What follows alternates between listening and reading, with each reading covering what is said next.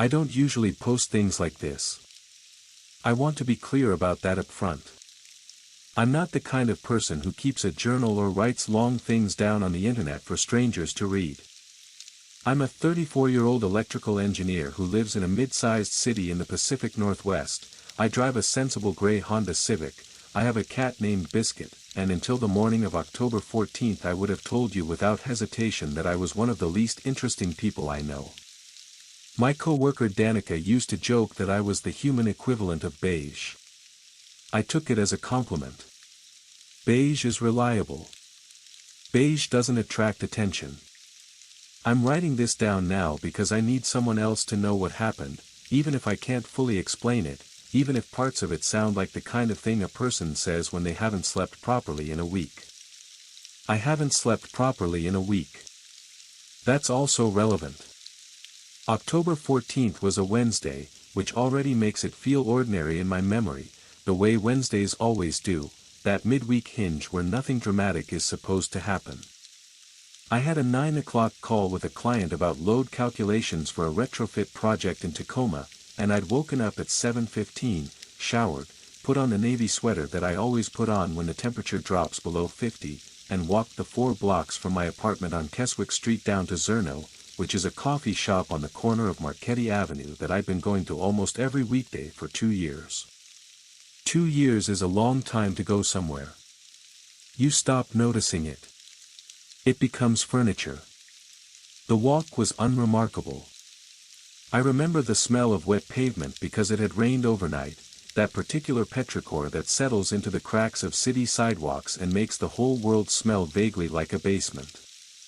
I remember a pigeon standing on the lid of a metal trash can, very still, the way pigeons sometimes stand when they seem to be thinking about something important. I remember the sound of a bus accelerating 2 streets over. These are the kinds of details I remember from before. The before details are very clear. It's what came after that gets slippery. I pushed open the door to Zerno at 7:43. I know the time because I checked my phone when I walked in, out of habit, and the place was busy the way it always was on weekday mornings, a line of 6 or 7 people stretching back from the counter, the espresso machine hissing and clanking, the indie folk playlist that the owner Marcus had been running for as long as I could remember murmuring under the noise of conversation. It smelled like it always smelled in there, dark roast and something faintly sweet, maybe the banana bread they kept in the case by the register, and under everything the trace of old wood from the floors Marcus had refinished himself 2 summers ago. I was looking at my phone, scrolling through work emails, when I noticed the chalkboard. Zerno had a big chalkboard on the wall to the right of the ordering counter. Usually it had the specials written on it, or Marcus's little motivational quotes that everyone pretended to find annoying but secretly kind of liked. That morning it said, in Marcus's distinctive all-caps handwriting that leaned slightly to the right, "Free coffee today," just described the mayor's face. 1 free drink per customer. It had a little drawn coffee cup next to it with steam curling up and a smiley face on the cup. I smiled at it. I remember smiling. It was the kind of small, clever thing that Marcus did sometimes, a little community game, and my first thought was that it would be easy. I had lived in this city for 11 years. I had seen Mayor Daniel Harith on billboards on Founders Boulevard for 3 straight years of his administration, had seen his campaign posters on lawns and in windows during election season, had watched him speak at the Downtown Revitalization press conference they'd covered on Channel 7 last spring. I knew his name. I knew his suits were always slightly too formal for the occasions he chose them for. I knew he had a thing about infrastructure. I looked up from the chalkboard and the line had shuffled forward, and I shuffled forward with it, and I thought, okay, the mayor's face. And I reached for it, the way you reach for a word you know, the way you reach for the name of an actor who's in everything, and I stopped. It wasn't that I'd forgotten. Forgetting is a specific feeling, a sense of something being absent, of a drawer that should have something in it that doesn't. This was different. When I tried to picture Mayor Daniel Harith's face, I found something I can only describe as a gray smudge. Not darkness, not blankness. A smudge, like someone had taken an eraser to the part of my memory where his face was supposed to be and rubbed until the paper went soft and featureless. I could see the collar of a dark suit. I could see hair, dark hair, I was fairly sure, but when I tried to look at the face itself, the smudge was there, and looking at it directly made my eyes want to slide away, the way they do when the sun is too bright. I told myself I was tired. I told myself I'd just not been paying attention to local politics the way I should. I shuffled forward again in the line. The young man directly in front of me was maybe 22, wearing a North Face jacket and earbuds around his neck, and he was looking at the chalkboard with a small frown. I watched him take out his phone. He typed something. I saw the angle of his fingers, the swipe of a search, and then he went very still. The stillness was wrong. I noticed it the way you notice when background noise you'd stopped hearing suddenly cuts out. He was the kind of person who was always in motion, tapping his foot, adjusting his jacket, and now he was completely, utterly still, staring at his phone screen, and I watched the color leave the back of his neck slowly, like water draining. The line moved. He didn't. "Hey," I said, and he startled so badly he almost dropped the phone. He turned and looked at me, and his face was off, in a way I couldn't name yet, a way I would learn to name very quickly in the next few hours. His eyes were too wide. He held the phone out to me without saying anything. He'd searched Mayor Daniel Harith on Google Images. I could see the search bar at the top, the names spelled correctly, the results loading normally in a neat grid. There were hundreds of photos. Campaign events, ribbon cuttings, press conferences, the usual political photo documentation of a 3-year administration. And in every single one of them, every one I could see in the grid, every thumbnail, where the mayor's face should have been, there was noise. Pixel noise, like a television without a signal, a churning gray and white static that filled the space from the collar of the suit to the top of the hairline, and it wasn't the same in each photo, it was moving, or seemed to move, shifting the way static shifts, and you couldn't look at any individual photo for more than a second before your eyes began to ache. "They're all like that," the young man said. His voice was very flat. "I checked like 30 of them. I took out my own phone. I searched the same thing. I got the same results. We both stood there in line in Zerno with our phones out, and neither of us ordered coffee." The woman behind me, 50s, professional looking, reading glasses pushed up on her head, peered over my shoulder at my screen and made a small, involuntary sound, almost a laugh, almost not. "Is that some kind of art installation?" she said. "Some kind of thing they're doing?" The line had basically stopped moving by then. People were talking to each other, phones out, comparing screens. Someone said maybe it was a glitch in Google. Someone else said they'd tried 3 different search engines and gotten the same result. A young woman near the front of the line was on a call, telling someone on the other end, her tone patient but tight, that no, she wasn't making it up, could they please just open their laptop and search for the mayor. Marcus came out from behind the counter. He was a tall, lanky man in his early 40s with a red beard and a general air of calm competence, and he held his hands up a little, like a referee. Okay, he said, "is everybody doing the challenge? You don't have to describe a specific feature, you just have to try, like, honestly try, and tell me what you see when you try. That counts." "I see nothing," said the young man with the phone, and his voice cracked slightly on the last word. "Same," said the woman with the reading glasses. "Same," I said. Marcus looked at us, and then he looked at the chalkboard, and I watched something move across his face that was not quite amusement anymore. "Huh," he said. That was all.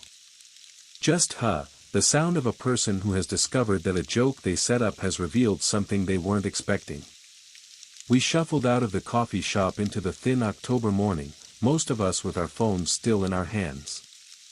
There were maybe 9 or 10 of us who came out, not all at once, not as a group exactly, but within about 2 minutes we were all on the sidewalk outside Zerno, looking in different directions, and then the young man with the North Face jacket pointed across Marchetti Avenue and said, "Look at that."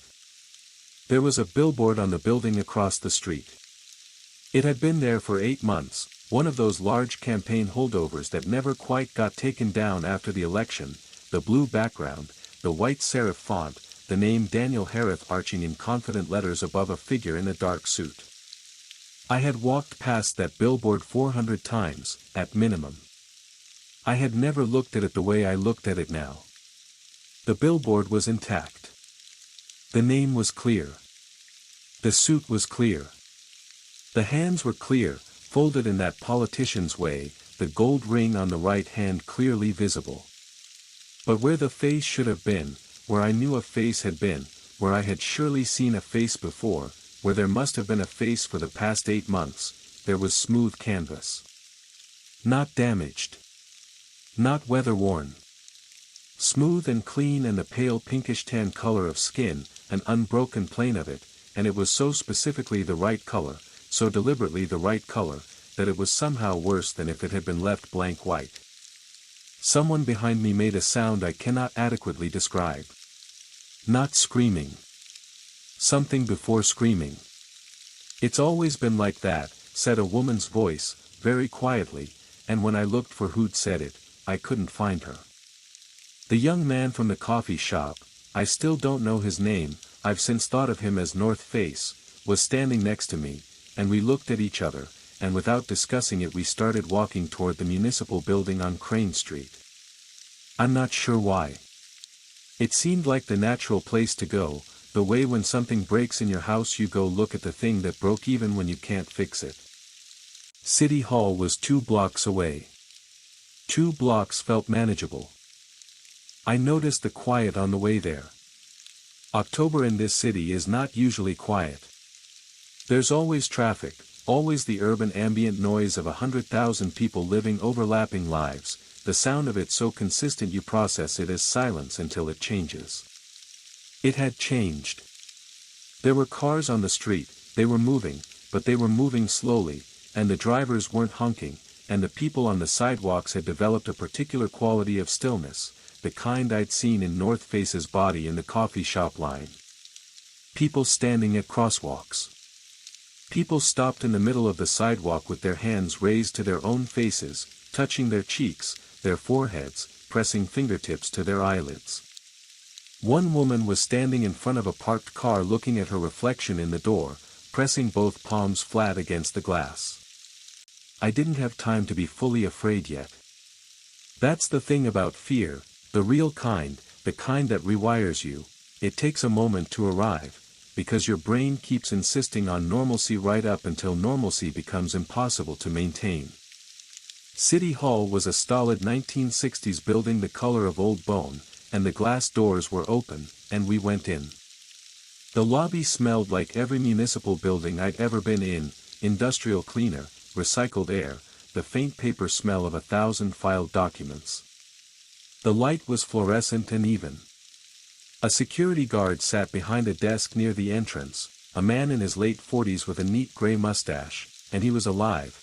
I could see him breathing, could see the small movements of his chest, but he was looking at the door, at us, and when he turned his head fully toward us I understood the sound the person behind me had made outside, the sound before screaming.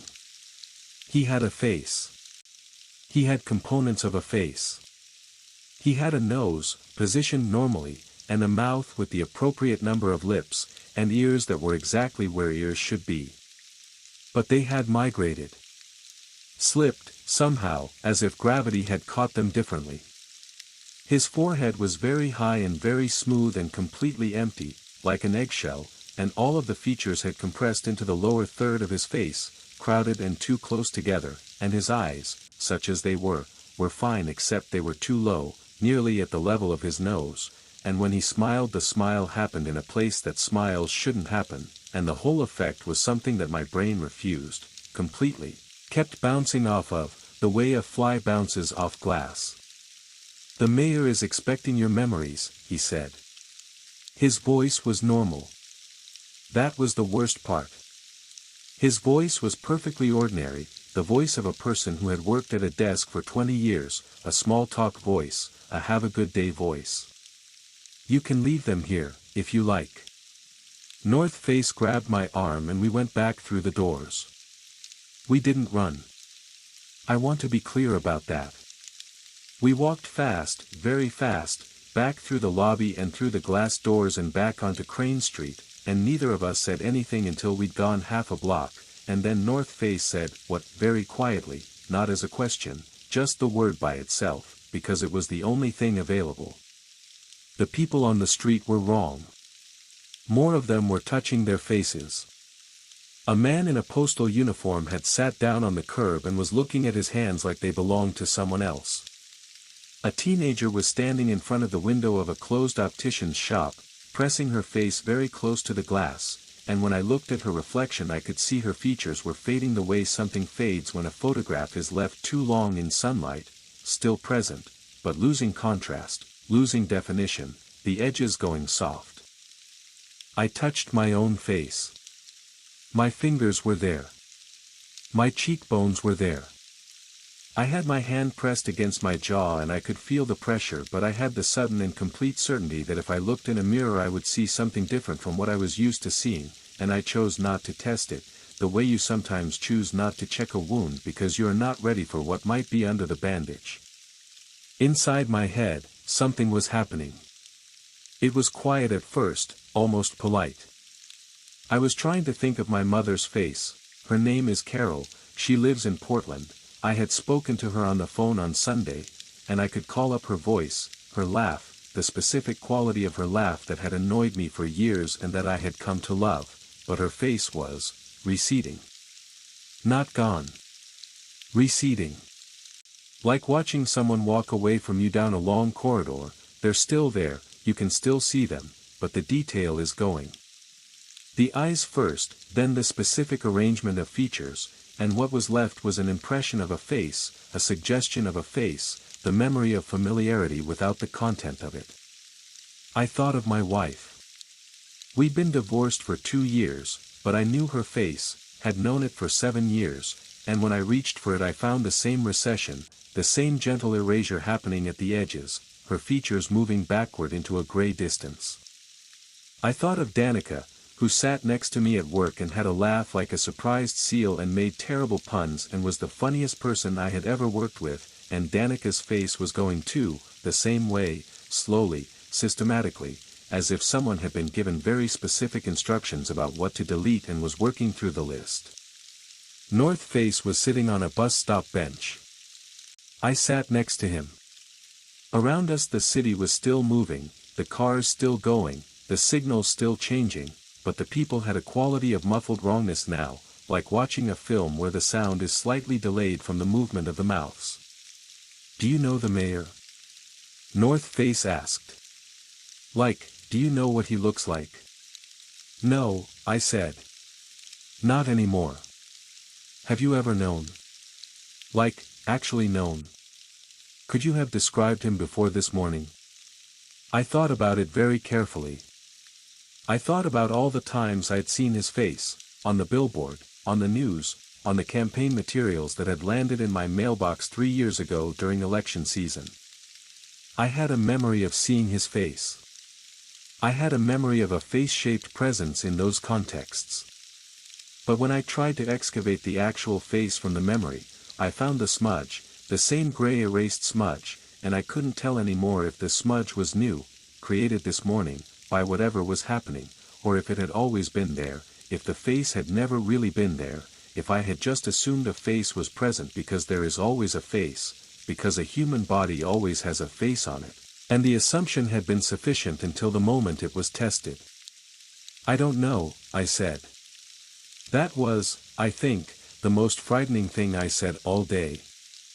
We went back to Zerno because the lights were still on in Zerno.